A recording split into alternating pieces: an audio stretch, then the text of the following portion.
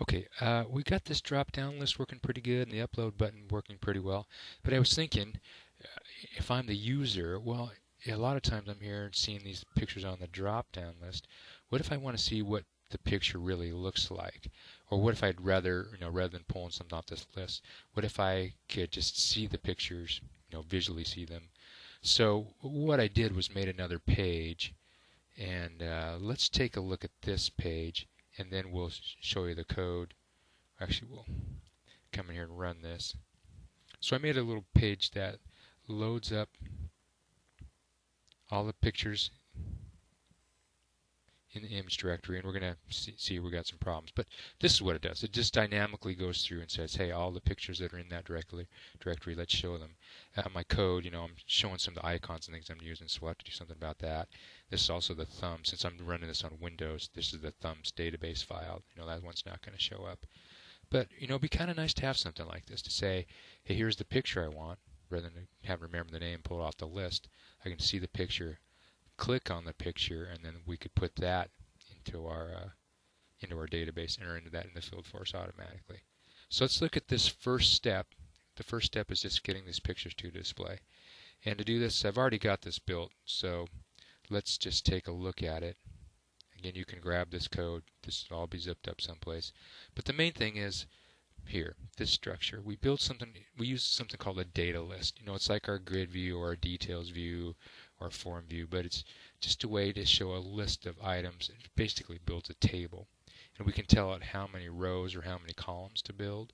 So say repeat columns, this just makes, in this case, 3 columns across the top. And then I just call it DL pictures. It's a data list holder pictures. And then inside here, we do the same thing with a template. We just say our item template. And then this is some special stuff that just says, hey, you know what? I'm going to stick some stuff here. And we're going to do the stuff in the code. So it's kind of just a placeholder. You can think of it that way. So anyway, copy and paste this. Use whatever you're going to use out of it. The main thing that you want to change or set is the ID. And then the repeat columns, you can change that if your pictures are bigger or smaller. Then in our VB code, this is real similar to what we did before when we populated our drop-down list.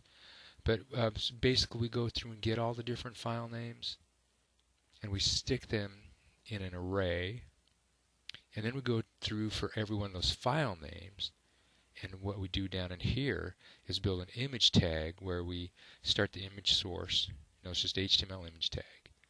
But then inside there, we stick in the path and the file name. So this path is something, again, that you're going to have to set to your image folder. But we put on that /images and then the name of the picture file.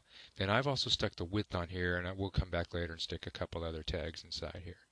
But we build this tag, and then we add this to another another array, this array list. So we may build one array that's got all the image names in it, then another array that has all of the image source tags in it. And then what we do with this array of the image source tags is we set that to be the data source for our data list that we built over on the ASP part of the page, not the VB part.